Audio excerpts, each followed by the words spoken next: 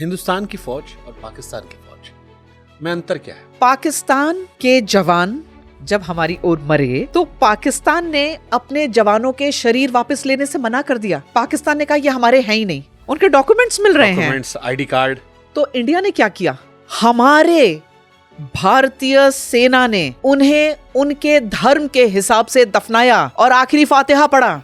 ये फर्क है इंडियन आर्मी में और पाकिस्तान की आर्मी में।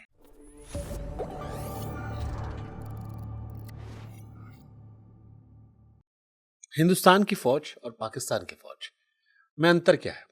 आपने क्योंकि सौरव कालिया का हम इसी पे ही आगे जाते हैं शुभंकर जी। पाकिस्तान के जवान जब हमारी ओर मरे तो पाकिस्तान ने उनके बॉडीज को, देखिए मैं शब्द क्या लगा रही हूं, मैं बॉडी बोल रही हूं उनको, और हमारे वालों को क्या बोल रही हूं, मॉर्टल रिमेन्स। यही फर्क है। उन्होंने अपने जवानों के शरीर वापस लेने से मना कर दिया। पाकिस्तान ने कहा ये हमारे हैं ही नहीं, जबकि उनकी चिट्ठियां, उनके सारे कपड़े, उनके खत, उनके डॉक्यूमेंट्स मिल रहे हैं, आईडी कार्ड। तो इंडिया ने क्या किया, हमारे भारतीय सेना ने उन्हें उनके धर्म के हिसाब से दफनाया और आखिरी फातिहा पढ़ा। यह फर्क है इंडियन आर्मी में और पाकिस्तान की आर्मी में। वहां के नोच रहे थे, उन्होंने अपने शहीदों को लेने से मना कर दिया। क्या मुंह दिखाते होंगे वो लोग अपने घरों में वापस जाकर कि हम किस तरीका की सेना में काम कर रहे हैं, कि जो हमें पहचानने से भी इनकार कर दे। और यहां इंडियन आर्मी है, पूरा देश उठ खड़ा हुआ।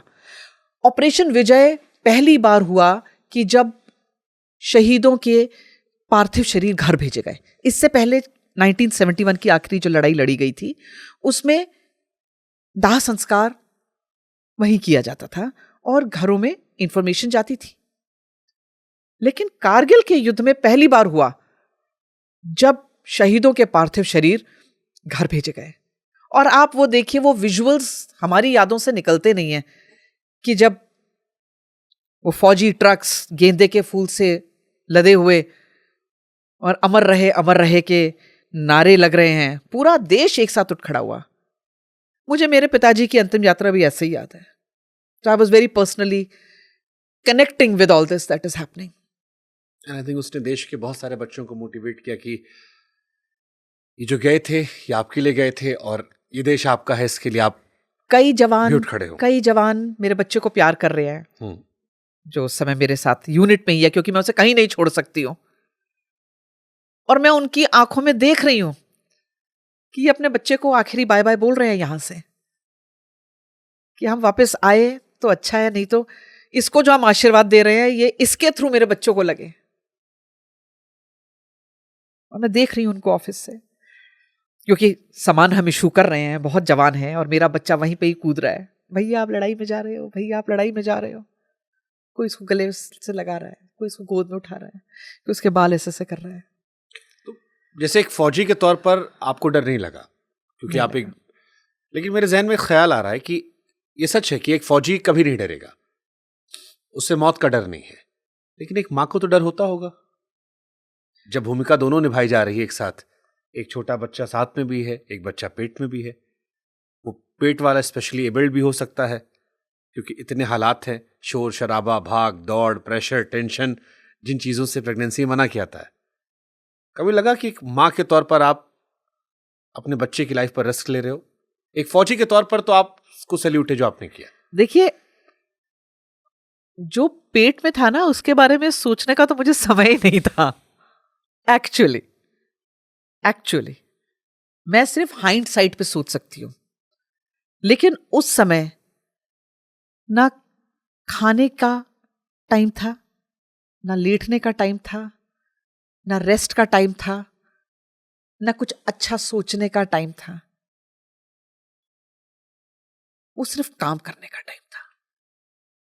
और सेवा करने का नहीं, सेवा नहीं करने का टाइम था, वो काम करने का टाइम था। वो सेवा नहीं थी, वो मेरी ड्यूटी थी, वो मेरा वर्दी थी, वो मेरी वर्दी थी। और आप किसी भी फौजी से बात करेंगे तो आपको यही थॉट सुनने को मिलेगा, this is not a melodrama, this is duty, और ये ऑप्शनल नहीं है। मैं कल अपने मिलिट्री कैंटोनमेंट में देख रही थी, वहां पर एक बोर्ड लगा था जिसमें लिखा था सुरक्षा में सहयोग करना अनिवार्य है, यानी जो अंदर आएंगे सुरक्षा में सहयोग करना अनिवार्य है, यानी this is not desirable, this is compulsory. वैसे तो आपने पूछा सवाल, तो पेट में जो था उसको सोचने का, सॉरी बॉस, टाइम नहीं था। ऊपर वाले तुम देख लो, मेरे पास इसका समय नहीं है, मेरे पैर इतने इतने मोटे हो रहे थे सूज के, मेरे पास टाइम नहीं था, मैंने कब पिछला खाना खाया मुझे पता नहीं, मैं क्या खा रही हूं मुझे पता नहीं। मुझे चिंता थी उस बच्चे की जो मेरे साथ था, जो दिख रहा था। जब मेरे हस्बैंड द्रास सेक्टर के लिए मूव कर रहे थे तो मेरे आंख से आंसू आया, मैंने उनको गले से लगाया, उन्होंने मुझे बहुत जोर से पकड़ लिया। वो एक तरीके का एक फाइनल गुड बाय था कि अगर हम फिर मिले तो वो एक दूसरी जिंदगी मिली हमें, लेकिन रेडी रहना है। और बेटे को उन्होंने उठाया, उसको प्यार किया, और जब वो निकले तो मेरे आंख से आंसू निकलाए। तो मेरे बच्चे ने मुझे देखा और कहा कि मम्मा रो रहे हो, मम्मा रो रहे हो। और फिर मैंने वो आंसू पोंछ दिया, और फिर मेरी आंख से आंसू नहीं आए, क्योंकि बच्चा वो उस समय एक ऐसे माहौल में था जहां वो सिर्फ हर एक से यही बोल रहा था, हम जीतेंगे। तो छोटा सा बच्चा, भैया आप लड़ने जा रहे हो, हम जीतेंगे। फिर मुझे लगा कि इसमें अब चिंता करने की कोई जरूरत नहीं है, क्योंकि आपके हाथ में है सिर्फ काम करना, और आप सिर्फ अपना काम कर सकते हो। अगर कुछ होना होगा तो वो आपके हाथ में नहीं है। चलिए, ये बात ठीक है कि आपके हाथ में नहीं है, बट एक पत्नी की भी भूमिका है। आप एक फौजी हो, जैसे मैंने माँ को लेकर सवाल पूछा, एक फौजी हो, लॉजिस्टिक डिपार्टमेंट तैयार कर रहे हो, आपने सामान भेजा, आपने ये भी सुना होगा कि इतने सारे लोगों की कैजुअलिटी हुई, इतने शहीद हुए, इतने ऐसे जिनकी हालत इतनी बीमार है जो अस्पतालों में भर्ती हैं। ये खबरें तो आप तक भी आ रही होंगी हर वक्त। वो जो एक पत्नी वाला एहसास था कि पति भी मेरा जंग लड़ रहा है, ये अगला ताबूत उसका भी हो सकता है। मैं शुभंकर जी, जब लड़ाई चलती है ना तो सारी इंफॉर्मेशंस हेडक्वार्टर में आती हैं। जैसे सेंट्रल नोडल एक जगह होगी जहां पे सारी इंफॉर्मेशन आएगी, और क्योंकि उस समय ज्यादातर ऑफिसर सब बाहर हैं, तो जो भी पीछे ऑफिसर्स हैं उन सब की ड्यूटीज लग रही हैं। So very often I was giving night duty in our div headquarter, जो हमारा डिवीजन का हेडक्वार्टर था। और बहुत ही